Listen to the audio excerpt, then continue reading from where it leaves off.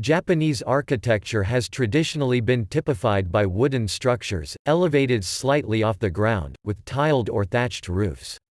Sliding doors were used in place of walls, allowing the internal configuration of a space to be customized for different occasions. People usually sat on cushions or otherwise on the floor. Traditionally, chairs and high tables were not widely used until the 20th century. Since the 19th century, however, Japan has incorporated much of Western, modern, and post-modern architecture into construction and design, and is today a leader in cutting-edge architectural design and technology. The earliest Japanese architecture was seen in prehistoric times in simple pit houses and stores adapted to the needs of a hunter-gatherer population. Influence from Han Dynasty China via Korea saw the introduction of more complex grain stores and ceremonial burial chambers. The introduction of Buddhism in Japan during the 6th century was a catalyst for large-scale temple building using complicated techniques in wood. Influence from the Chinese Tang and Sui dynasties led to the foundation of the first permanent capital in Nara.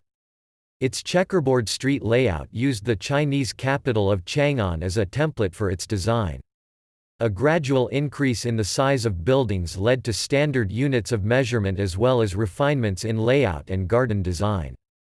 The introduction of the tea ceremony emphasized simplicity and modest design as a counterpoint to the excesses of the aristocracy. During the Meiji Restoration of 1868, the history of Japanese architecture was radically changed by two important events.